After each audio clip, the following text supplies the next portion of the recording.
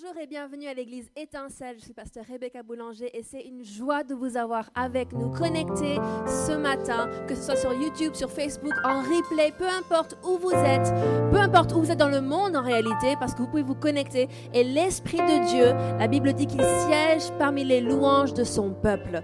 Et lorsque 2 ou 3 sont assemblés, et nous sommes plus que 2 ou 3, mais nous sommes 10 en tout, mais nous sommes là pour élever le nom du Seigneur, nous sommes là pour étudier la parole de Dieu, nous sommes là pour donner de notre être, de donner de nos finances et d'apporter une adoration qui glorifie son saint nom. Amen.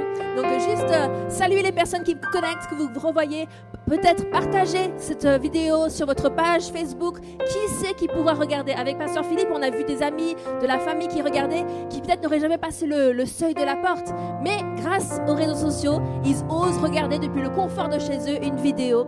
Donc c'est vraiment une opportunité exceptionnelle pour le peuple de Dieu de partager la bonne nouvelle, d'annoncer l'évangile. Et nous croyons qu'on va voir des vies changées, des vies transformées. L'église ne va pas reculons, non. L'église va de l'avant. L'église avance et va de gloire en gloire. Et merci Seigneur pour ce que le Saint-Esprit est en train de faire en nous et parmi nous. On est en plein milieu d'une série Allumons le prophétique, et c'est exceptionnel les témoignages qu'on est en train d'entendre des gens qui sont en train de se lancer dans le prophétique, qui sont en train de partager les choses qu'ils reçoivent dans leur cœur et des vies qui sont touchées. Amen. Donc on va prier et rentrer dans un temps de louange avec la formidable équipe qui est derrière moi. Donc Seigneur, nous te remercions pour ta présence. Merci Seigneur parce que tu changes les choses. Merci Seigneur parce que tu as dit dans ta parole, si 2 ou 3 sont assemblés en ton nom, tu es là avec nous. Et Père, nous croyons que tu es là présent parmi nous. Que mes amis soient connectés au Canada, en Haïti, en Afrique, en Europe, peu importe où vous êtes. Dieu est là et il veut vous toucher. Et il veut que sa présence vous transforme. Pourquoi? Parce que lorsqu'on rentre en contact avec Dieu, nous sommes transformés. On ne peut pas rester les mêmes. Et donc Seigneur, je te remercie pour ce temps où on peut t'exalter, t'honorer et de dire combien tu es digne de nos louanges et élever le nom du Seigneur. Amen. Donc là où vous êtes, mettez-vous à l'aise, peut-être levez-vous pour changer un peu de votre norme d'être assis et élevons ensemble le nom du Seigneur.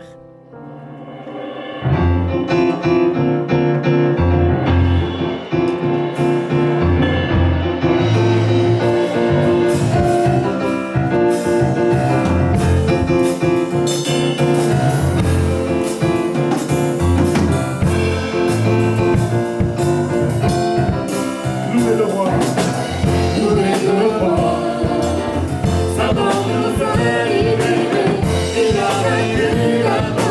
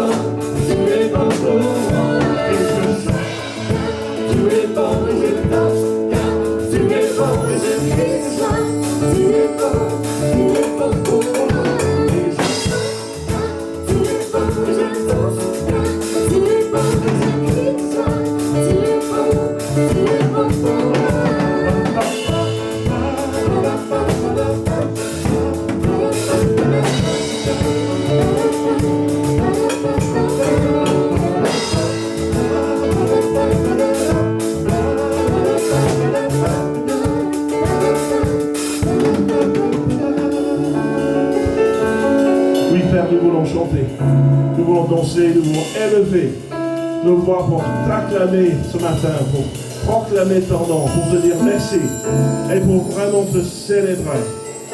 Car tu es grand, tu es digne de recevoir le louange. Oh, gloire à ton nom. Je vous invite à élever vos mains là où vous êtes. Élevez votre voix et proclamez la bonté du Seigneur. Il est notre Père. Et nous voulons le bénir. Nous voulons toucher son cœur.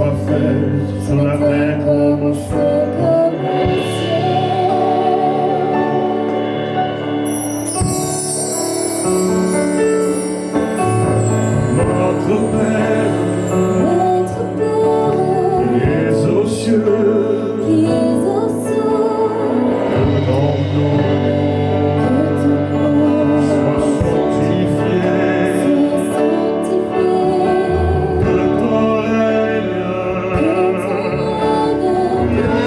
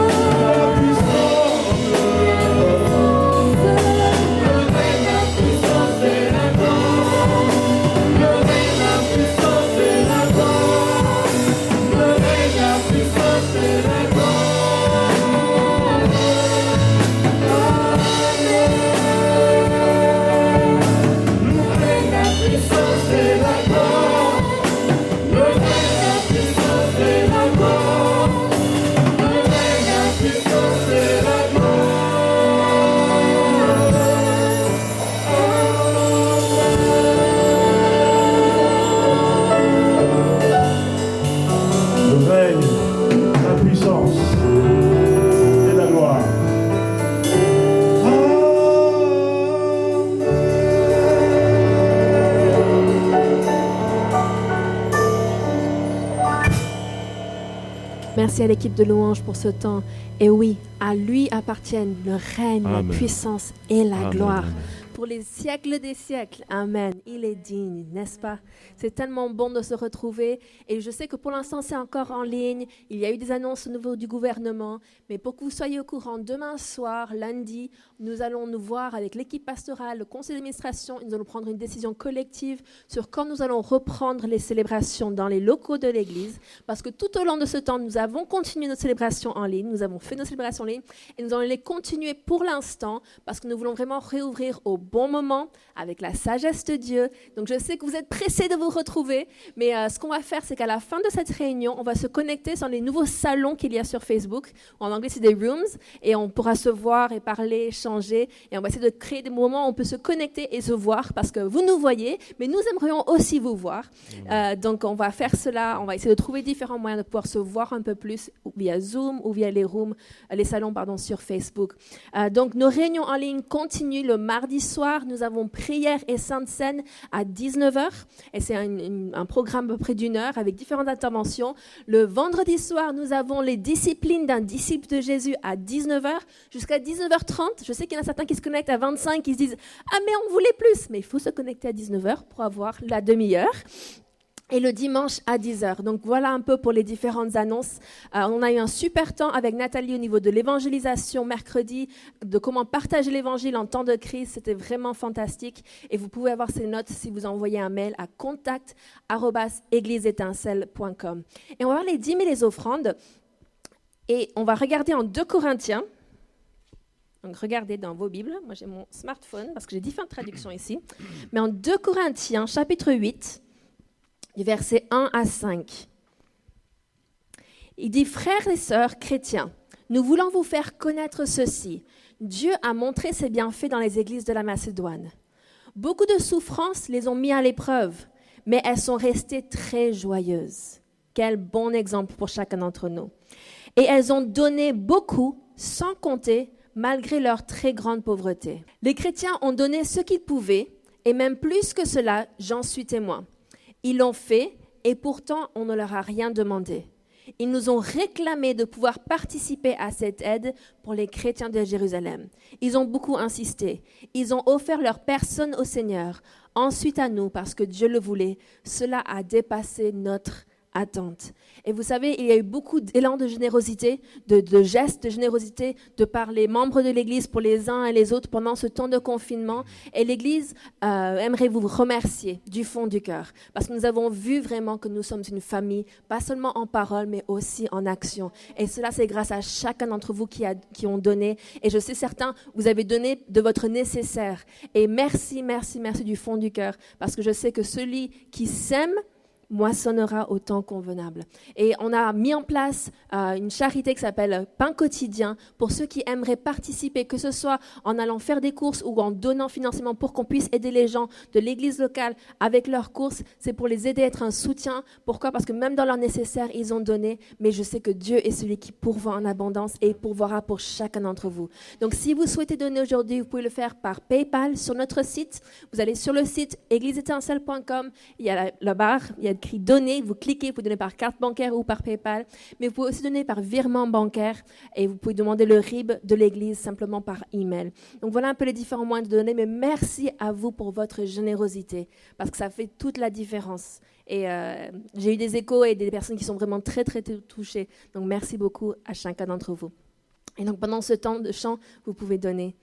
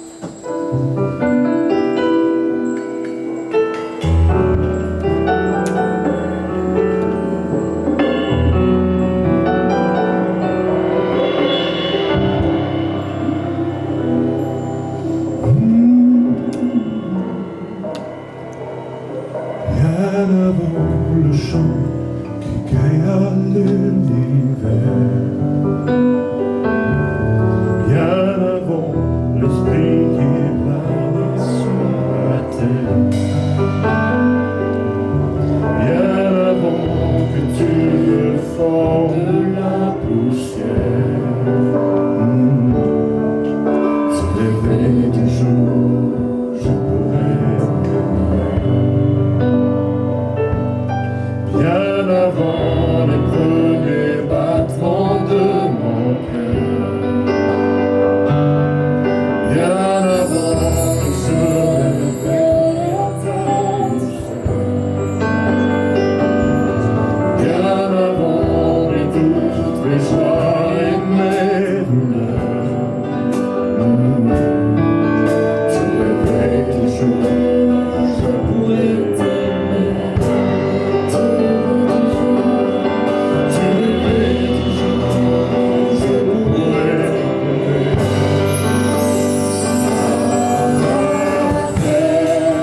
Je suis à toi.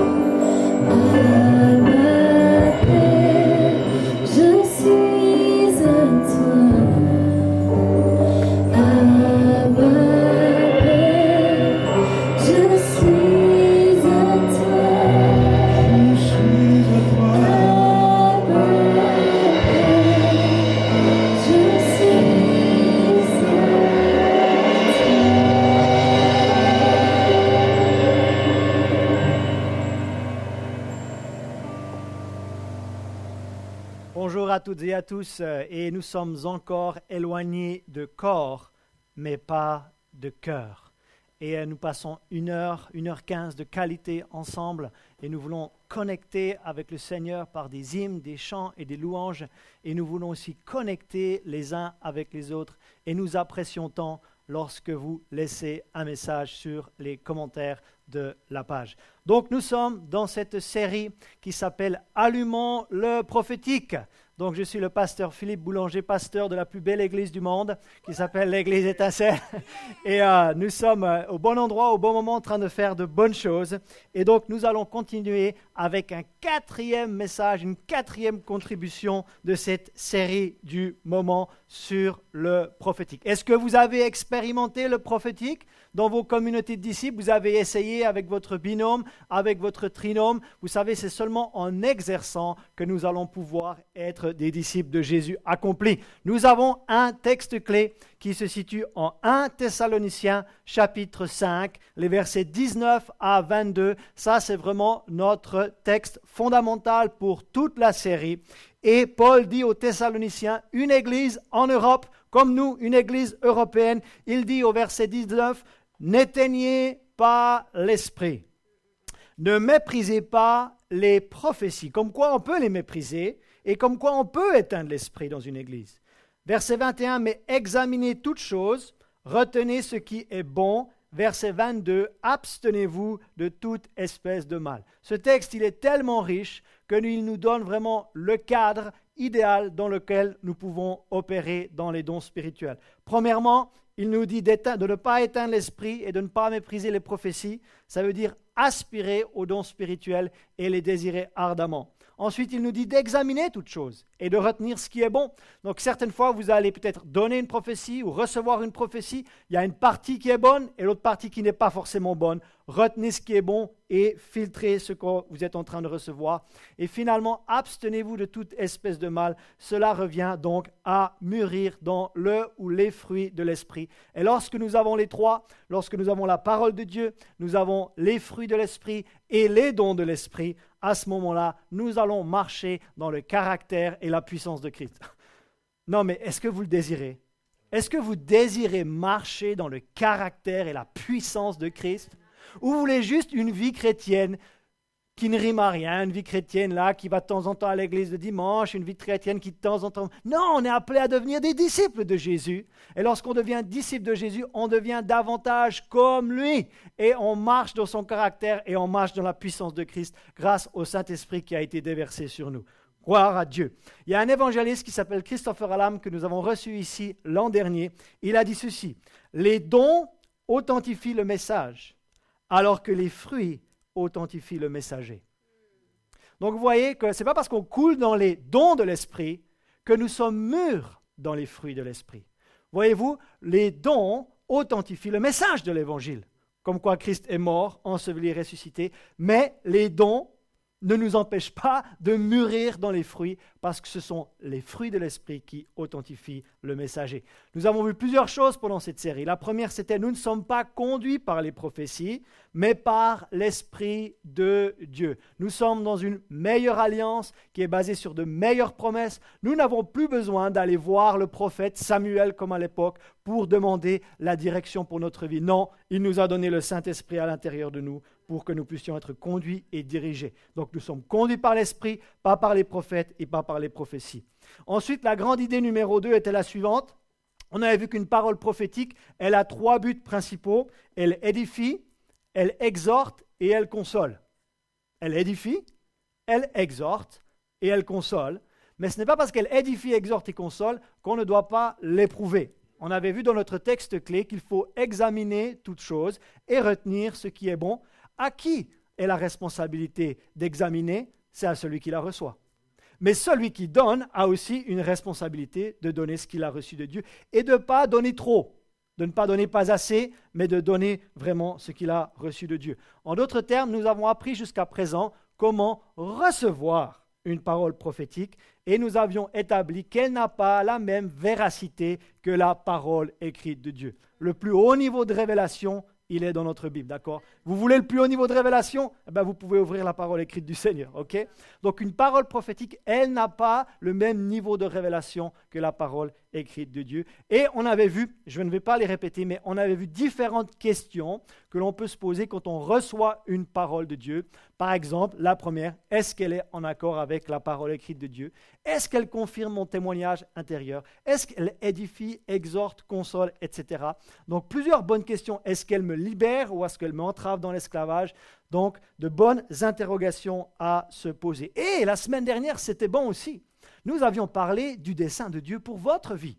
Vous savez que Dieu a un dessein, un plan, un projet, une intention pour vous, et que ce dessein, peut-être on ne peut pas le voir avec les yeux naturels, on ne peut pas l'entendre avec les oreilles naturelles, mais il peut être révélé par l'Esprit de Dieu. Oh, ça c'est merveilleux. Et nous avions vu que être prophétique, c'est quoi être prophétique? Si on vous posait la question, mais qu'est-ce que ça veut dire être prophétique? Qu'est-ce que ça veut dire allumer le prophétique? Être prophétique, c'est simple. C'est voir ou entendre ce que l'Esprit veut communiquer, et on le répète. C'est aussi simple que ça. C'est voir ou entendre ce que l'Esprit de Dieu veut communiquer à quelqu'un, et on le répète. On est en fait un perroquet. Donc c'est l'Esprit de Dieu qui lance l'initiative, et nous, on coule avec l'Esprit de Dieu, et on est juste le canal pour que la personne puisse le recevoir. Qu'est-ce que l'Esprit veut communiquer? Et on avait vu ça, ou qu'est-ce que l'Esprit veut révéler? Il veut révéler les choses que Dieu a préparées pour ceux qu'il aime. Est-ce que vous aimez Dieu? Si vous aimez Dieu, il y a de bonnes choses qu'il a préparées pour vous.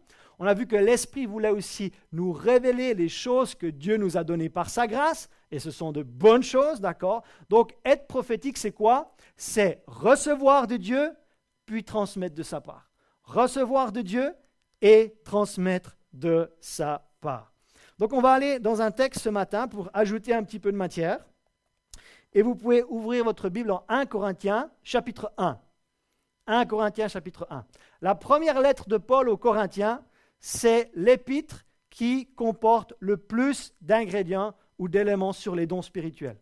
Mais certaines fois, on veut directement aller en 1 Corinthiens 12, là où il y a les 9 dons spirituels qui sont énumérés, et on oublie d'aller en 1 Corinthiens chapitre 1, parce que 1 Corinthiens chapitre 1, c'est là où les dons de l'Esprit sont mentionnés pour la première fois dans cette épître. Donc, au lieu d'aller d'abord trop vite en 1 Corinthiens 12, regardons d'abord ce que Paul dit en 1 Corinthiens chapitre 1. Et ce n'est pas évident de voir tout de suite que Paul parle des dons de l'Esprit, mais on va voir que c'est le cas. Donc, on va lire quelques versets là, 1 Corinthiens chapitre 1, et on va lire du verset 4 au verset 9. Donc, le verset 4 nous dit « Je rends à mon Dieu de continuelles actions de grâce à votre sujet, Corinthiens, pour la grâce de Dieu qui vous a été accordée en Jésus-Christ. Car en lui, vous avez été comblés de toutes les richesses qui concernent la parole et la connaissance. Le témoignage de Christ ayant été solidement établi parmi vous, de sorte qu'il ne vous manque aucun don. » Et le mot don ici, c'est le mot charisma. Et charisma fait référence au don spirituel. Parce que dans charisma, il y a charis, ça veut dire grâce. Et le don ici, c'est charisma. Donc les dons spirituels sont une émanation de la grâce de Dieu qui doit couler dans les églises. Jusqu'à quand? Dans l'attente où vous êtes de la manifestation de notre Seigneur Jésus-Christ. Il vous affermira aussi jusqu'à la fin pour que vous soyez irréprochables au jour de notre Seigneur Jésus-Christ. Verset 9. Dieu est fidèle, lui qui vous a appelé à la communion de son Fils, Jésus-Christ, notre Seigneur. Donc il y a plusieurs choses que j'aimerais détailler dans ce texte, et ensuite je vais vous annoncer encore une grande idée, et à la fin, donc on va couler avec le Saint-Esprit, se mettre à son écoute, voir l'intention qu'il a pour certaines personnes. Donc, selon 1 Corinthiens 1, versets 4 et 9, le texte qu'on vient de lire, déjà j'aimerais que vous compreniez que être prophétique, c'est une grâce. Ce n'est pas quelque chose qu'on mérite d'être prophétique. Être prophétique, c'est un don de Dieu. C'est un cadeau de Dieu, d'accord? Donc, c'est une grâce qui vient, comme je le disais tout à l'heure, charis. Et le don de prophétie, c'est donc un charisme qui vient de la grâce de Dieu. Donc, ce n'est pas quelque chose qu'on mérite d'être prophétique. C'est une grâce, c'est un cadeau de Dieu. Gloire à Dieu.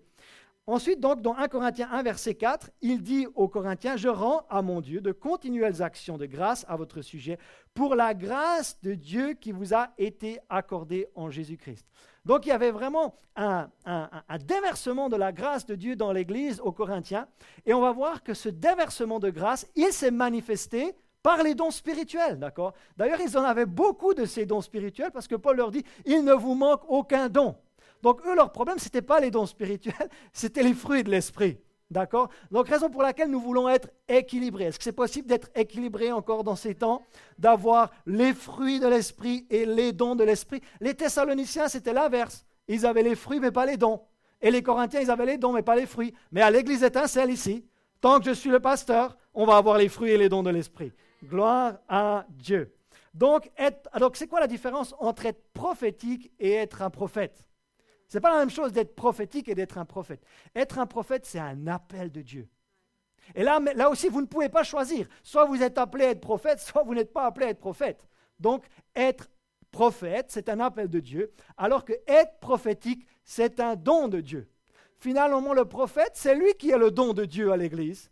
Mais être prophétique, c'est un des dons de l'Esprit que Dieu nous a donné par sa grâce. Est-ce que vous comprenez la différence? Donc maintenant, on va voir que dans l'église de Corinthe, et là j'ai pris une autre traduction qui est la traduction Martin, il y avait spécifiquement les dons d'inspiration et les dons de révélation qui étaient en manifestation. Moins les dons de puissance, mais plus les dons vocaux de communication ou d'inspiration et les dons de révélation.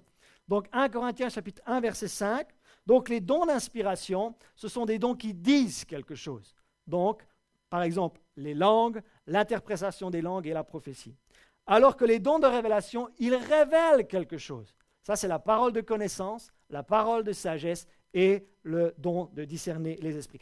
Le don de discerner ou le don de discernement n'existe pas dans la Bible. C'est le don de discerner les esprits. Est-ce que vous comprenez la différence? Donc, discerner les esprits, voir quels sont les esprits, par exemple, dans le monde surnaturel, ou quels sont les esprits qui animent une certaine personne. Donc, ce n'est pas le don de discernement, c'est le don de discerner les esprits dont la Bible nous parle. Et c'est une parole de connaissance, ou c'est une parole de sagesse, d'accord? Donc c'est une fraction, c'est un élément. Et dans 1 Corinthiens chapitre 1, verset 5, on voit que dans l'église de Corinthe, il y avait essentiellement les dons donc, de communication et d'inspiration et les dons de révélation.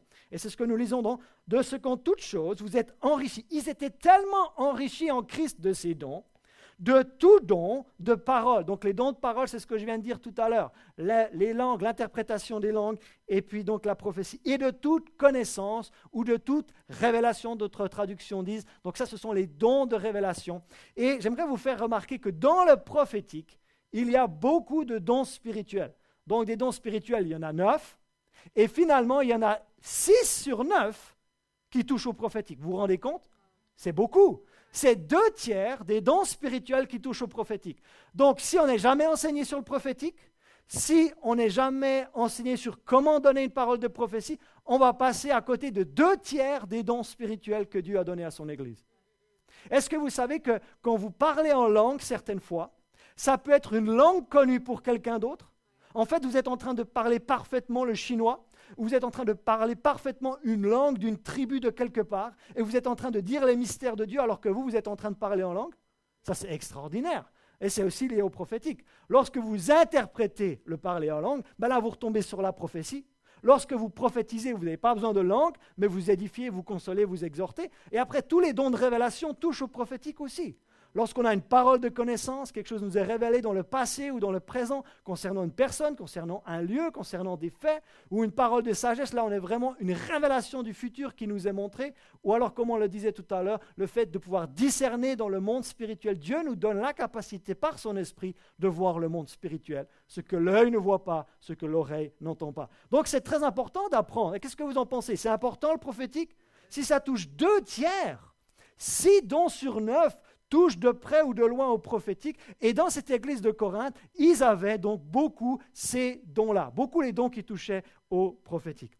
Maintenant, le prophétique, comme d'autres dons spirituels, il nous aide à expérimenter, ça sert à quoi le prophétique? Il nous aide à expérimenter, écoutez bien, la présence tangible et palpable de Jésus-Christ ressuscité parmi nous. Pour certains, Jésus est un personnage historique. Pour d'autres, Jésus était un prophète. Et pour nous, les chrétiens, il est le Fils de Dieu, n'est-ce pas? Cloué sur la croix, enseveli pendant 3 jours et 3 nuits, ressuscité le 3e jour, etc. Mais vous savez quoi? Il est le même hier, aujourd'hui et éternellement. Et il veut manifester sa présence. Il veut manifester, nous dire, je suis vraiment ressuscité, je vis encore aujourd'hui en 2020 et je veux manifester ma présence dans votre assemblée. Moi, je me demande dans combien d'assemblées Jésus manifeste vraiment sa présence. Mais moi, j'aimerais qu'à l'église Étincelle, non seulement l'église soit au milieu du village, mais que Jésus soit au centre de l'église. Et quand Jésus est au centre de son église, il y a des dons spirituels qui se manifestent. Et c'est ce qui s'est passé dans les Corinthiens. Le témoignage de Christ. Waouh! Le témoignage de Christ vivant. Le témoignage de Christ ressuscité ayant été solidement établi parmi vous. Voyez-vous, quand les dons spirituels sont en action, c'est comme si Christ lui-même était en train de manifester sa résurrection, sa puissance et sa vie au sein de son peuple. Est-ce que vous pensez que nous avons besoin du témoignage de Christ avant son retour? Moi, à mon avis, les temps vont devenir tellement difficiles que si Christ ne se manifeste pas dans notre Église, comment on va faire pour tenir bon? Parce que c'est la suite du texte qui nous dit qu'on a besoin d'être affermi jusqu'à son retour. Donc Jésus n'est pas juste un personnage historique, il est vivant aujourd'hui et il veut se manifester. Et moi je le déclare dans toutes les assemblées qui se revendiquent comme Église. Il doit être là. Et le texte que nous avons lu termine en ceci. Donc parmi le témoignage de Christ, donc il y a le prophétique. Et ce prophétique, il veut nous affermir jusqu'à quand? Jusqu'au jour de notre Seigneur Jésus-Christ. Donc certains croient que les dons spirituels ont disparu à la mort du dernier apôtre. C'est-à-dire quand le dernier apôtre est mort, tous les charismes, c'est-à-dire tous les dons spirituels, ont cessé d'exister lorsque le dernier apôtre est mort. Et lorsqu'on lit Paul dans 1 Corinthiens 1, chapitre 1, et surtout les versets 7 et 9, on voit que nous avons toujours besoin des dons spirituels dont le prophétique fait partie. Jusqu'à quand? Jusqu'au retour du Seigneur. Mais pourquoi est-ce qu'il aurait donné des dons à la première génération de l'Église? Il va dire, non, vous, la dernière génération de l'Église, je vais vous les enlever. Mais vous ne pensez pas qu'on est en train de vivre ou qu'on va vivre ce que la première génération a vécu? On aura besoin de la même puissance que la première génération. Nous qui sommes de la dernière génération. On aura besoin de cette pluie de l'Esprit, comme eux, ils ont eu la première pluie, nous aurons besoin de l'arrière-pluie, ou de la pluie de l'arrière-saison, pour pouvoir tenir bon, pour pouvoir tenir ferme. Et c'est ce qu'on lit ici en 1 Corinthiens chapitre 1, versets 7 à 9, de sorte qu'il ne vous manque aucun don. Alors ce n'est pas à moi d'avoir tous les dons, mais en tant que corps de Christ, nous devrions avoir tous les dons. Est-ce que vous comprenez la différence? Ce n'est pas à moi personnellement d'avoir tous les dons. Mais ensemble, nous pouvons aspirer à avoir tous les dons en manifestation. Ensemble, nous pouvons avoir les 3 dons d'inspiration. Ensemble, nous pouvons avoir les 3 dons de révélation. Ensemble, nous pouvons avoir les 3 dons de puissance. Je déclare qu'à l'Église Étincelle, il ne nous manque aucun don, aucun charisme de l'Esprit, aucun don il nous manque ici. Jusqu'à quand, Philippe? Dans l'attente où vous êtes de la manifestation de notre Seigneur Jésus-Christ. Christ est-il revenu chercher son Église? Non, pas encore. Donc, nous avons encore besoin de tous ces dons. Gloire à Dieu. Vous voyez, quand on lit la Bible, ça éclaircit beaucoup de choses. Et regardez ce que ces dons vont faire, dont le prophétique fait partie. 2/3 des dons sont prophétiques. Il vous affermira, ce témoignage de Christ, là, la présence palpable de Jésus parmi nous. Il vous affermira. Qui a besoin d'être affermi aujourd'hui? Mais moi, le premier. Aussi jusqu'à la fin. Pour que vous soyez irréprochables. Voyez-vous, ces dons de l'Esprit vont nous préparer à être irréprochables. Pour quel jour? Pour le jour du Seigneur Jésus-Christ. Il revient rechercher une église glorieuse, sans rite, sans tache. Et vous savez quoi? Nous devrons être irréprochables. Est-ce que je pourrais devenir irréprochable par moi-même? Non, mais par les dons de l'Esprit, je vais pouvoir devenir irréprochable. Et verset 9 nous dit, Dieu est fidèle, lui qui vous a appelé à la communion de son Fils, Jésus-Christ, notre Seigneur. Wow! Donc les dons n'ont pas cessé à la mort du dernier apôtre. Nous en avons toujours besoin dans les temps que nous vivons. Et vous savez quoi? Plus on va être en communion avec le Fils, plus on va pouvoir couler avec les dons de l'Esprit. Donc passons du temps dans l'intimité avec le Fils, dans la communion du Fils, il est écrit ici. Et nous allons voir la fidélité de Dieu se manifester et nous allons être utilisés par Dieu comme des canaux de bénédiction. Vous savez, le fait d'être béni n'existe pas dans la Bible. C'est toujours être béni pour être une bénédiction. Donc, si on veut juste être béni, on manque quelque chose. On devrait être béni pour être une source de bénédiction. Et les dons de l'Esprit sont là pour ça. C'est le fait d'être une bénédiction pour quelqu'un d'autre. Donc, si vous voulez les dons de l'Esprit pour vous, désolé, vous passez à côté. Vous devez avoir les dons de l'Esprit, c'est pour pouvoir bénir les autres. Donc, comment est-ce que vous allez commencer à couler dans le prophétique? Ça, ce n'est pas dans mes notes, mais on va voir ça après la Pentecôte. Commencez à vous poser la question, comment est-ce que je peux bénir cette personne? Saint-Esprit, aide-moi à me révéler quelque chose concernant quelque chose que tu aurais préparé pour cette personne avant la fondation du monde. Aide-moi à voir. Et quand vous voulez être une bénédiction avec la fondation de l'amour, d'abord il nous dit de rechercher l'amour et d'aspirer au don spirituel. À ce moment-là, vous avez les bonnes intentions et les bonnes prédispositions pour pouvoir couler dans le prophétique. Donc ce que je voulais vous dire aujourd'hui, pour cette deuxième partie de message, en grande idée numéro 4, c'est que dans le prophétique, il y a plusieurs niveaux. Pas tout le monde prie au même niveau. Et pas tout le monde prophétise au même niveau. Et j'aimerais vous expliquer qu'il y a plusieurs niveaux dans l'exercice du prophétique.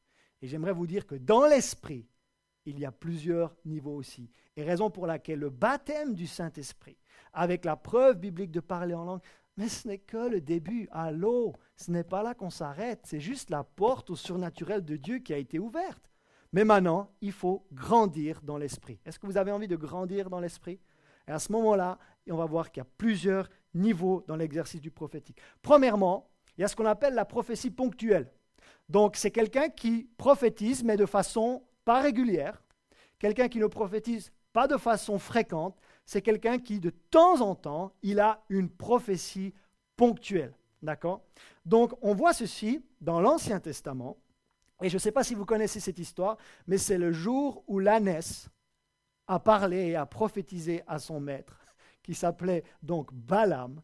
Et en fait, Balaam, c'était un devin, et il avait été mandaté par Balak, le roi de Moab, d'aller maudire Israël. Et là, j'aimerais vous dire comment le prophétique peut ramener quelqu'un de la désobéissance à l'obéissance. C'est bon ça, non? Vous pouvez recevoir une prophétie ponctuelle, alors qu'on est dans la désobéissance envers Dieu. Et la parole prophétique aura pour rôle de vous ramener dans le plan de Dieu. On avait vu ça dimanche dernier. On avait vu ça que quand on s'égare du plan de Dieu, qu'est-ce que va faire le prophétique? Le prophétique va nous ramener dans le plan de Dieu. Et là, Dieu, dans sa bonté, il n'a même pas utilisé un être humain, il a utilisé un animal. Donc on n'en fait pas une doctrine, d'accord? Je ne vais pas vous dire d'aller au zoo ou au parc Phoenix de Nice et d'aller vers l'âne ou d'aller vers le zèbre et de dire... Mais simplement pour dire que Dieu, dans sa bonté, il va utiliser tous les moyens possibles pour vous ramener dans son plan. N'est-ce pas extraordinaire? Donc ça, c'est une prophétie ponctuelle. C'est quelque chose qui est arrivé une seule fois dans la parole de Dieu. Et c'est le moment où l'Éternel a parlé à Balaam pour lui dire « Tu es dans la désobéissance ». Et en fait, l'ânesse essayait de le remettre sur le droit chemin. Et l'Éternel ouvrit la bouche de l'ânesse. Et elle dit à Balaam, que t'ai-je fait pour que tu m'aies frappé déjà 3 fois? Donc chaque fois que l'ânesse voulait ramener Balaam dans le plan de Dieu, lui, il frappait l'âne en disant, non, mais c'est pas par ici qu'on va. Alors qu'en fait, l'ânesse était en train de voir ce que l'Esprit de Dieu voulait faire. Waouh! Donc ça, c'est ce qu'on appelle simplement une prophétie ponctuelle. C'est arrivé une seule fois, d'accord? Et certaines personnes n'ont pas un don de prophétie actif, elles ont une prophétie ponctuelle. Voilà. Tous les 4 jeudis, tout d'un coup, il y a une prophétie qui se manifeste. D'accord? Donc ça, c'est une prophétie ponctuelle. Maintenant, il y a ce qu'on appelle l'esprit de prophétie. Donc ça, c'est aussi encore un autre niveau dans le prophétique, l'esprit de prophétie. C'est quoi l'esprit de prophétie? C'est quand tu arrives à prophétiser parce qu'une onction prophétique est là. Tu n'arrives pas à prophétiser par toi-même, mais puisqu'il y a l'esprit de prophétie qui est présent, par exemple, il y a un prophète qui est en train de visiter l'église, et il y a une onction prophétique qui se manifeste dans l'assemblée, même des personnes qui ne sont pas prophétiques, puisqu'il y a l'onction prophétique qui est là, ces personnes vont prophétiser. Et on voit ça par exemple avec les envoyés de Saül et Saül lui-même. Donc on lit ça dans 1 Samuel chapitre 19, les versets 20 à 21. Donc Saül, il était en train de pourchasser David pour le tuer. Et ensuite, ils virent une assemblée de prophètes qui prophétisaient. Donc des prophètes qui prophétisent, c'est assez logique jusqu'à présent. Ayant Samuel à leur tête. Donc Samuel était prophète, et donc il y avait des prophètes à sa suite qui prophétisaient. Mais regardez la suite, l'Esprit de Dieu saisit les envoyés de Saül, et ils se mirent aussi à prophétiser eux-mêmes. Voyez-vous, les envoyés de Saül sont arrivés dans une compagnie de prophètes, et vu qu'il y avait l'esprit prophétique qui était là, vu qu'il y avait l'onction prophétique qui était là, eux qui n'étaient pas prophétiques ont commencé à prophétiser. C'est ce qu'on appelle l'esprit de prophétie, l'onction prophétique qui est là. Et donc, il y a cette première vague d'envoyés qui commencent à prophétiser, et après, il y en a d'autres. On en fit rapport à Saül, qui envoya d'autres gens, et eux aussi prophétisèrent. Donc, vous voyez, quand il y a l'onction prophétique qui est là, ou quand il y a l'esprit de prophétie qui est présent, c'est comme si tout d'un coup, tout le monde était amené à prophétiser. Vous voyez, et je l'ai vécu, je vais vous en parler. Il envoya encore pour la troisième fois, donc troisième vague de personnes, et ils prophétisèrent également. Et même Saül, qui n'était pas forcément prophétique, mais on l'a vu devenir prophétique déjà quelques chapitres plus tôt, en 1 Samuel chapitre 10. Mais en 1 Samuel chapitre 19, on voit aussi Saül devenir prophétique. Pourquoi ? Parce qu'il était dans une compagnie prophétique. Et il se dirigea vers Najot, je suis en 1 Samuel 19, 23, près de Rama. L'Esprit de Dieu fut aussi sur lui, et Saül continua son chemin en prophétisant, jusqu'à ce que son arrivée à Najot, près de Rama. Donc ça, c'est quand on arrive à prophétiser, basé sur l'onction de quelqu'un d'autre. Est-ce que vous m'écoutez ? Ça, c'est quand quelqu'un arrive à prophétiser sur l'onction de quelqu'un d'autre. Donc, il y a quelques années, j'étais invité en Afrique du Sud pour enseigner une semaine entière sur le Saint-Esprit. Donc, tous les matins, il y avait les enseignements. Et le mercredi soir, donc, j'avais une soirée libre, la soirée de l'orateur. Et donc, je n'ai même pas eu le temps de partager la parole de Dieu. C'est parti dans ce qu'on appelle une réunion du Saint-Esprit. Et dans cette réunion du Saint-Esprit, donc on a commencé à jouer, les musiciens étaient là, et très vite, je suis allé exercer le ministère envers les personnes. Et il y avait donc l'onction prophétique qui a commencé à se manifester. Et ce qui était de plus beau, ce n'était pas ça. Ce qui était de plus beau, c'est qu'après, moi, je me suis retiré. Et les étudiants, donc c'était des étudiants de ce qu'on appelle une école de disciples, pendant 3 mois, ils apprennent à connaître Dieu, et pendant 3 mois, ils vont le faire connaître dans les nations. Et ce qui était magnifique, c'est que quand moi, je me suis retiré, ils ont commencé à prophétiser les uns sur les autres. Il y avait l'esprit de prophétie qui était là. Il y avait l'esprit prophétique qui est là. Et là, c'est magnifique parce que les gens commencent à s'édifier, à s'exhorter et à se consoler les uns les autres. Ah, j'ai quelque chose pour toi. Ah, mais moi, j'ai quelque chose pour toi. Et moi, je rebondis sur ce qui a été dit auparavant. Et vous êtes là, l'orateur, et vous regardez. Et vous regardez les gens couler dans l'esprit de prophétie. Extraordinaire. Mais ça, c'est quand les gens commencent à prophétiser sur l'onction de quelqu'un d'autre. Maintenant, il y a ce qu'on appelle le don de prophétie. Et on en a parlé déjà du don de prophétie dans cette série. C'est 1 Corinthiens chapitre 14, verset 3. Que fait le don de prophétie ? Le don de prophétie parle aux hommes. D'accord ? Donc ça doit toujours être dans une langue connue. Et qu'est-ce qu'il fait, l'esprit de prophétie ? Non, pardon, le don de prophétie. Eh bien, le don de prophétie, il édifie les gens, il exhorte les gens, et il les console. D'accord ? Donc, quand quelqu'un a un don de prophétie, il peut prophétiser régulièrement. Ce n'est plus la prophétie ponctuelle. Tu vois, je crois qu'en 2019, j'ai prophétisé 2 fois. Donc ça, c'était quelqu'un plutôt dans une prophétie ponctuelle. Mais quelqu'un qui est dans le don de prophétie, il prophétise régulièrement. Il prophétise fréquemment. Donc c'est un niveau plus haut que la prophétie ponctuelle. C'est un niveau plus haut que l'esprit de prophétie. Maintenant, on est dans un don de prophétie. Donc, c'est un don qui est actif, c'est un don qui est avéré, et c'est un don qui peut être activé presque quand on le veut. Mais c'est toujours l'esprit, selon ce que l'esprit veut. D'accord ? Donc, une personne avec un don de prophétie, elle peut prophétiser, on va dire, régulièrement. Pas quand elle veut, mais régulièrement, on va le dire comme ça. Et elle peut... Donc, ça, c'est la différence par rapport à la prophétie ponctuelle. Prophétie ponctuelle, c'est de temps en temps. Le don de prophétie, c'est régulièrement. Et la différence entre le don de prophétie et l'esprit de prophétie, c'est que le don de prophétie, il n'a pas besoin de l'onction de quelqu'un d'autre pour le faire. Tu peux prophétiser même quand le ministère de prophète n'est pas là. Tu peux prophétiser même quand une personne prophétique n'est pas là.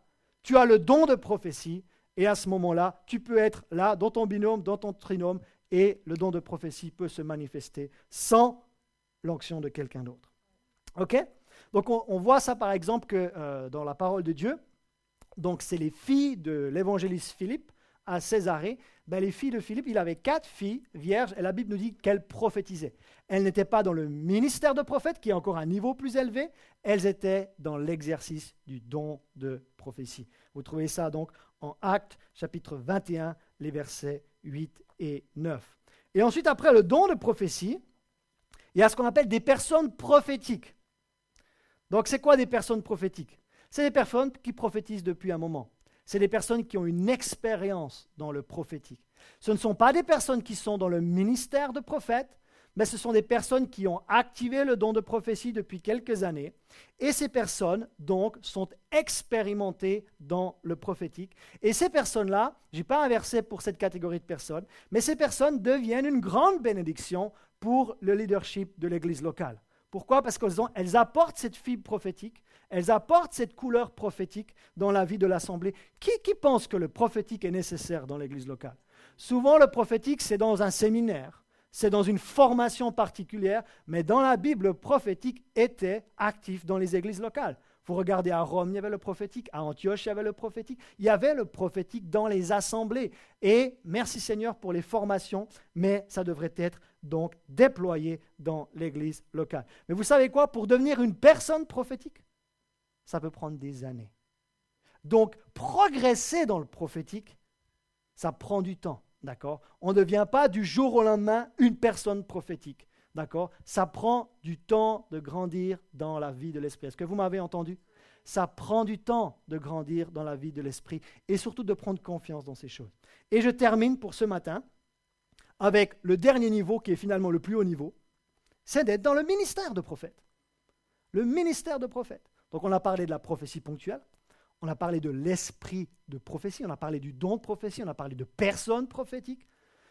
Mais maintenant, il y a des personnes qui sont appelées, mises à part par la tête de l'Église, à devenir prophètes, donc, du Nouveau Testament. Pas pour écrire le Nouveau Testament, mais les prophètes du Nouveau Testament sont différents des prophètes de l'Ancien Testament. Et nous voyons ceci en Ephésiens chapitre 4, verset 11. « Et il a donné les uns comme apôtres, les autres comme prophètes, les autres comme évangélistes, les autres comme pasteurs et docteurs. » Et vous savez quoi? Ce qui handicape beaucoup les églises, c'est que beaucoup ne croient plus aux dons spirituels. Donc ça, c'est déjà pas très bien parce qu'on a vu qu'on en a besoin jusqu'au retour du Seigneur pour être irréprochable. Et beaucoup enseignent qu'il n'y a que le ministère de pasteur. Ah, et peut-être le ministère de l'enseignant. Mais alors, des apôtres, il n'y en a plus. Des prophètes, il n'y en a plus. Et des évangélistes, il n'y en a plus. Donc, on a une église sur 2 jambes au lieu d'être une église sur 5. Mais si Christ a donné 5 fonctions, si Christ a donné 5 offices à son Église, on a besoin des 5. Et ils sont en train d'être restaurés avant le retour du Seigneur. Gloire à Dieu. Donc il y a des personnes qui sont dans le... Donc qu'est-ce qui fait un prophète? Quelqu'un qui est établi dans... Eh bien, il prophétise, oui, il prophétise. Mais vous savez quoi? Avant tout, il prêche et il enseigne la parole. Certains, quand il y a le ministère de prophète qui arrive en ville, yes, il y a le ministère de prophète, yeah, il y a le prophète qui est en ville, le prophète est en ville, le prophète est en ville. Ils viennent et le prophète prêche. Ils viennent et le prophète enseigne. Et le prophète n'a même pas prophétisé, parce qu'il pense que le prophète ne fait que prophétiser. Mais non, c'est avant tout un ministre de la parole. C'est avant tout quelqu'un qui prêche et qui enseigne. Mais quand il prêche et il enseigne, certains sont perturbés quand le prophète prêche ou il enseigne. Pourquoi? Parce que certains, ils s'attendent à point 1, point 2, point 3. Ils s'attendent à un enseignement logique et à un enseignement par déduction. Mais ça, c'est l'enseignant qui le fait. Ou alors c'est le pasteur qui le fait. Mais quand le prophète prêche ou enseigne, vous allez être un petit peu perdu. Pas perdu spirituellement, mais il va prêcher ou enseigner par inspiration. Et certaines fois, on a eu des ministères prophétiques comme Cathy Crick, et un soir, elle est partie, elle a été elle-même, d'accord? Mais ce n'était pas bougoudoum, bougoudoum, bougoudoum, c'était quelque chose d'inspiration, quelque chose d'inspiré qui vient comme ça. Voyez-vous, un pasteur, il a besoin d'abord d'écouter avant de donner ses meilleurs conseils. Un prophète, moins il a d'informations, plus il est efficace. En réalité, c'est très dur pour un pasteur de prophétiser de sa propre église. Parce que tu ne sais pas si tu connais les choses naturellement ou si elles sont vraiment venues par l'Esprit. Donc c'est plus simple de prophétiser envers quelqu'un que tu n'as jamais rencontré auparavant, parce que tu sais ce qui te vient, ça vient vraiment de l'Esprit de Dieu et pas de toi. Donc, que fait d'autre le prophète dans quelqu'un qui est établi dans le ministère de prophète? Ben, en plus de la prophétie, il a les dons de révélation qui coulent fréquemment. D'accord? On les a développés tout à l'heure. Il arrive à voir clairement dans le domaine de l'Esprit aussi, et il arrive à déceler ce que l'Esprit veut faire aujourd'hui et dans le futur. Voyez-vous, dans le don de prophétie, il n'y a pas forcément un élément révélateur du futur, mais dans le ministère de prophète, il y a clairement cet élément-là. Et j'aimerais vous dire que Dieu n'établit pas quelqu'un dans le ministère de prophète. Il n'établit pas des nouveaux croyants dans le ministère de prophète. Il n'y a pas de novice dans le ministère de prophète. Non, c'est quelqu'un qui a d'abord été qui a déjà quelqu'un qui connaît le Seigneur, quelqu'un qui a été éprouvé, quelqu'un qui a été établi, quelqu'un qui a été enraciné, quelqu'un qui a été fondé, mais on n'arrive pas, oui, alors je suis né de nouveau et puis je suis prophète. Non. Vous savez quoi? J'ai lu quelque part qu'entre d'avoir la conviction d'être appelé au ministère de prophète et d'être établi et mis à part dans un ministère de prophète, quelqu'un dit que ça peut prendre 14 ans. Donc il n'y a pas de novice dans le ministère de prophète. D'accord? Donc ne vous exclamez pas prophète trop vite. D'accord? D'abord, il y a certaines étapes. Et regardez où vous en êtes. Avez-vous la prophétie ponctuelle? Arrivez-vous à prophétiser quand l'esprit de prophétie est là? Avez-vous un don de prophétie? Êtes-vous une personne prophétique? Ou êtes-vous carrément appelé au ministère de prophète? Gloire à Dieu. Donc ça, c'est la différence entre Agabus, dans le même chapitre de Acte 21, qui était lui dans le ministère de prophète, et les filles de Philippe qui étaient dans le don de prophétie. Gloire à Dieu. Donc, même si je vous ai dit que ce n'était pas facile pour un pasteur de prophétiser dans sa propre assemblée, j'ai quand même quelques paroles pour certaines personnes que je voulais donner pour terminer aujourd'hui. Gloire à Dieu. Donc, vous savez, ce n'est pas des choses que j'ai reçues à l'instant, c'est des choses que j'ai reçues donc, pendant la semaine. Et donc, je vais maintenant me lancer dans ces paroles prophétiques. Et donc, la semaine prochaine, c'est la Pentecôte, donc on va avoir vraiment une célébration de circonstances. Et puis donc, après la Pentecôte, donc au mois de juin, nous allons voir comment donner une parole prophétique. Non, mais vous ne voulez pas juste les recevoir, ces paroles. Vous voulez aussi les donner, n'est-ce pas? Qui veut les donner? Moi, je veux les donner. Mais j'aime les recevoir aussi. Mais bon, il s'avère que j'en donne plus que je reçois. Mais ça, c'est la vie. Mais dans les binômes, dans les trinômes, des gens avec qui je suis, qui n'avaient jamais prophétisé auparavant, commencent à avoir des choses extrêmement précises, extrêmement bonnes. Donc, gloire à Dieu, l'esprit de prophétie est en train de se manifester dans cette église. Gloire à Dieu, j'aimerais donc donner ces paroles d'édification, d'exhortation, de consolation. Et la première, elle est pour notre frère Alberto. Et Alberto, il y a en toi un don très fort, ce qu'on appelle de miséricorde.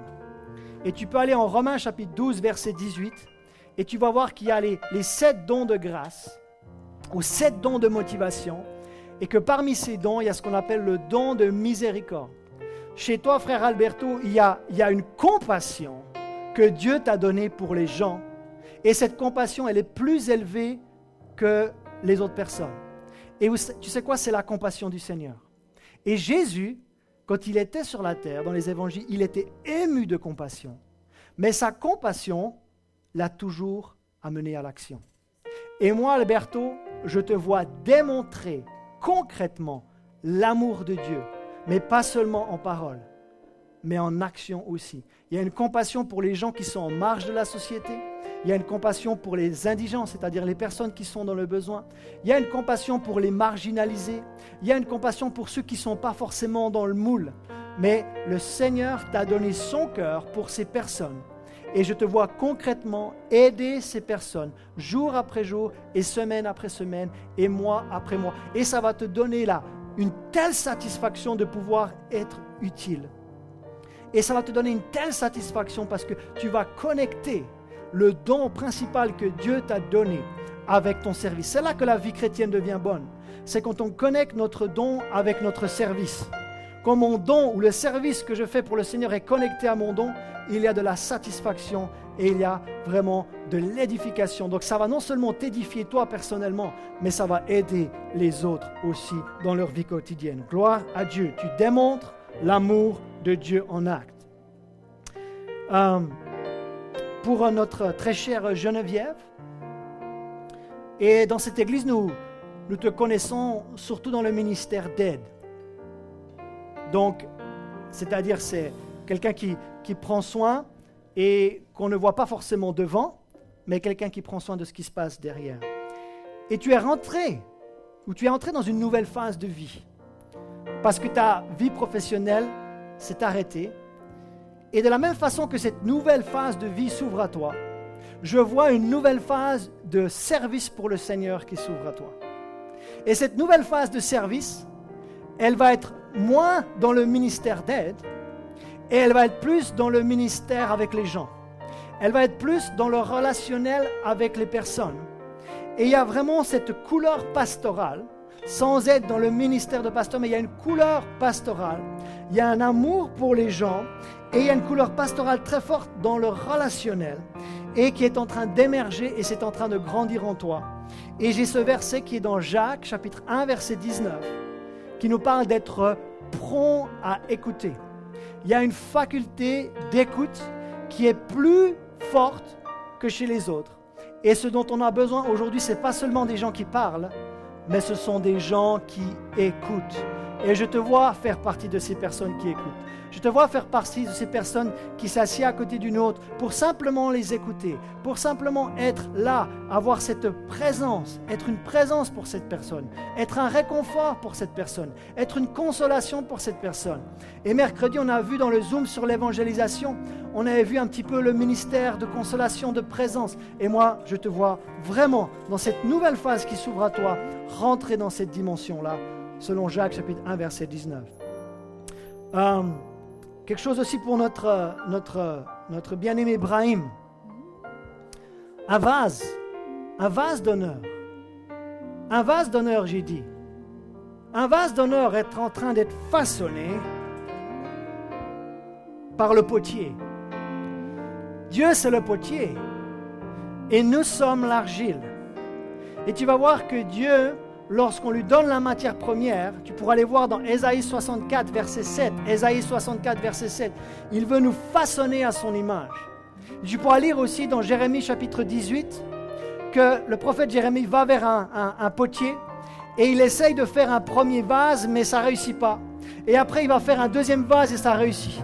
Et tu sais quoi? Il y a eu une première phase de vie dans ta vie, Brahim, où on a essayé de faire des choses sans Dieu et ça n'a pas été très constructif et on est tous passés par là. Mais gloire à Dieu, le deuxième vase, le deuxième vase, j'ai dit le deuxième vase est en train d'être façonné et c'est Dieu qui en est le potier, c'est Dieu qui est en train de façonner, c'est Dieu qui est en train de le façonner à son image et tu es en train d'être son ouvrage.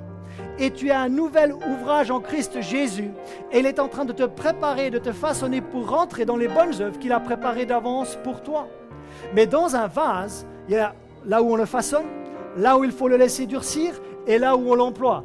Faire attention de ne pas brûler les étapes. Laisse-toi bien façonner parce que les premières années de conversion vont te faire gagner beaucoup de temps par la suite. Beaucoup de personnes n'ont pas les bonnes fondations. Elles ne sont jamais entrées dans la phase où on devient un vase d'honneur que Dieu utilise pour déverser son onction sur d'autres. Non, parce qu'ils ont brûlé les étapes. Alors apprécie la saison dans laquelle tu es, là où Dieu te façonne. Ensuite, tu vas être solidifié, enraciné et fondé. Et ensuite, il y a une onction qui va venir sur ta vie et Dieu va l'utiliser comme un vase d'honneur pour bénir d'autres. Gloire à Dieu. Gloire à Dieu. Nicole, je te vois en train de t'épanouir dans ton travail. Oh, je sais que pendant longtemps, il a fallu le rechercher, ce travail. Pendant longtemps, certaines fois, on a l'impression qu'on nous a laissé un peu sur la touche dans notre vie. Mais gloire à Dieu. Gloire à Dieu. Parce que si tu le pourras lire dans 2 Thessaloniciens 3.12, ça nous parle d'avoir un travail paisible. Ça nous parle de travailler paix. Vous savez quoi? On ne devrait pas juste vouloir chercher du travail, on devrait travailler dans la paix de Dieu. On devrait travailler dans la grâce de Dieu. Et c'est ce que je vois pour toi, Nicole, là, pour les années qui arrivent. Un travail dans la paix, un travail dans la grâce et un épanouissement professionnel dans ta vie. Gloire à Dieu. Pour notre sœur Diane, le passé est le passé. Et Dieu ne nous donne pas un avenir en fonction de notre passé. C'est-à-dire, ce n'est pas parce qu'on a un passé difficile qu'on aura un avenir difficile. Ce n'est pas parce qu'on a un passé facile qu'on aura un avenir. Non, tu sais quoi? Dieu, il nous donne un avenir, pas en fonction de notre passé. Il nous donne un avenir en fonction du dessein qu'il a préétabli pour ta vie dans les lieux célestes avant la fondation du monde. Donc, Dieu ne regarde pas ton passé pour te donner un avenir. Non, Dieu te donne un avenir en fonction du dessein éternel qu'il a façonné. Donc, ne regarde pas en arrière. Regarde en haut. Et lorsque tu vas lui demander quel est ton dessein pour ma vie, tu pourras lire Jérémie 33, verset 3.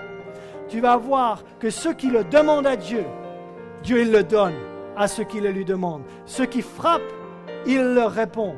Et va chercher en haut et pas derrière le dessein que Dieu a pour toi. Et cours dans cette nouvelle vie en Christ Jésus. Et pour plusieurs personnes, et je termine là, pour plusieurs personnes, il y a un défi monumental au niveau des pensées. Et j'aimerais dire à toutes celles et ceux qui luttent avec de mauvaises pensées, qui luttent avec l'anxiété, qui luttent avec la dépression, qui luttent avec l'angoisse, qui luttent avec des nuits de sommeil ébranlées. J'aimerais juste le déclarer, ce n'est pas vraiment une prophétie, mais c'est plutôt une parole d'affirmation, c'est plutôt une déclaration dans les lieux célestes. Portons le casque du salut et gardons cette pensée sozo, d'être sauvés, d'être délivrés, d'être guéris. Et mettons ce casque-là sur notre tête. Parce que nous connaissons la méthode. Et nous connaissons les desseins du diable. Et on sait qu'il désire attaquer notre pensée et établir des forteresses. Alors c'est le moment d'être sur nos gardes, Église. C'est le moment d'être sur nos gardes, Église. C'est le moment d'être sur nos gardes. Et de revêtir toutes les armes de Dieu. Mais en particulier notre casque. Et l'enseignement que nous avons fait sur les disciplines d'indiscipline de Jésus, sur méditer la parole de Dieu. Si vous n'avez pas entendu cet enseignement, retournez. Parce que ça va être clé et capital dans la saison dans laquelle nous sommes. Vous savez quoi? On ressent plus de fatigue aujourd'hui que pendant le confinement. On ressent plus de défis aujourd'hui pendant le confinement. Donc, soyons alertes, veillons, prions, méditons, restons connectés les uns aux autres. Dans le nom de Jésus. Merci Seigneur. Et cette parole, elle est certaine.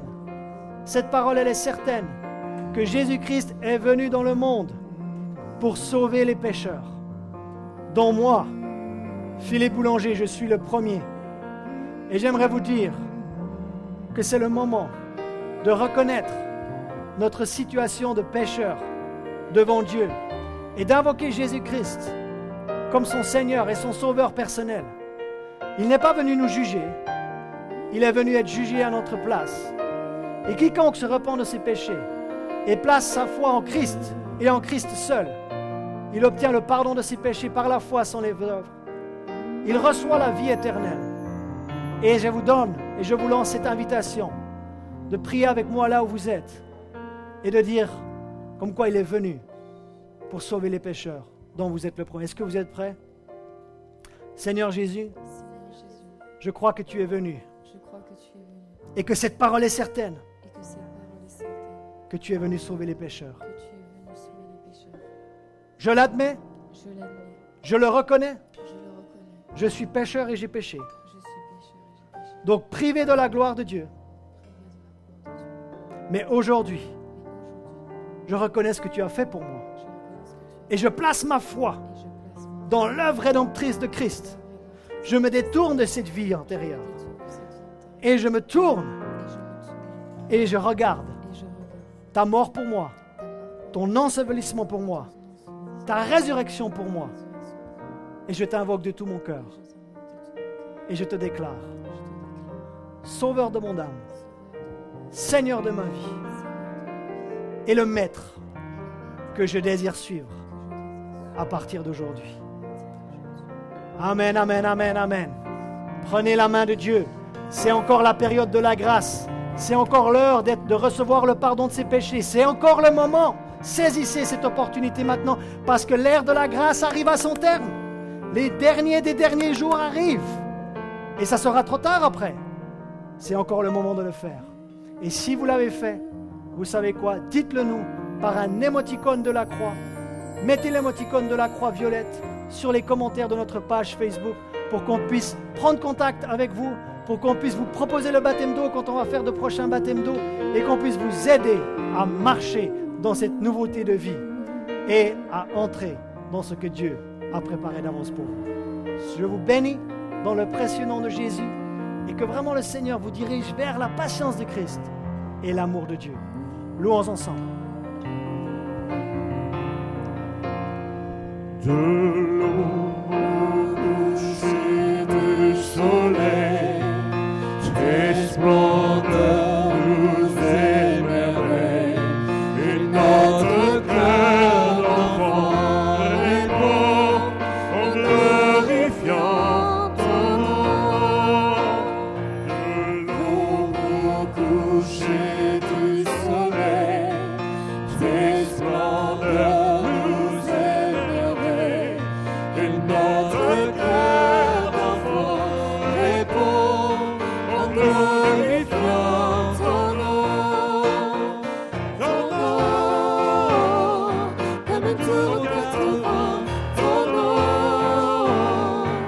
rend fort à chaque instant ton nom.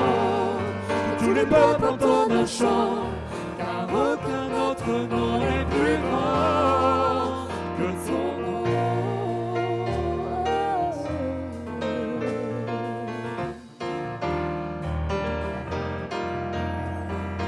Jésus fortifie nos cœurs, par ta grâce et ta splendeur, car c'est en toi que nous prions, viens glorifier ton nom.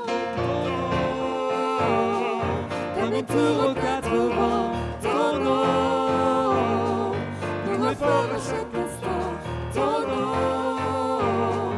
Tous les peuples entendent un chant, car aucun autre nom n'est plus grand que ton nom. Comme une tour aux quatre vents, ton nom nous rend fort à chaque instant, ton nom. Que tous les peuples entendent un chant, car aucun autre nom n'est plus grand, car aucun autre nom n'est plus grand. Aucun autre nom n'est plus grand que ton nom.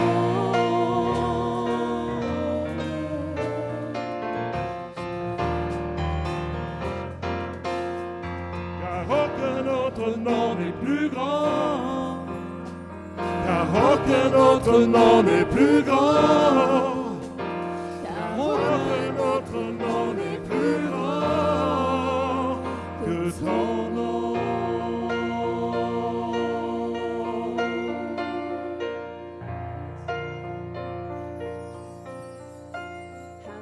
Aucun autre nom n'est plus grand que le nom de Jésus. Amen. En lui, nous avons notre mouvoir, le façon d'être et nous trouvons notre vie en lui, pleinement en lui. Merci d'être connectés avec nous aujourd'hui, que vous soyez sur YouTube ou sur Facebook. C'est vraiment une joie de venir vous retrouver là où vous êtes. Et nous croyons vraiment que cette parole a été pour vous une source d'encouragement. Et nous allons avoir un petit temps.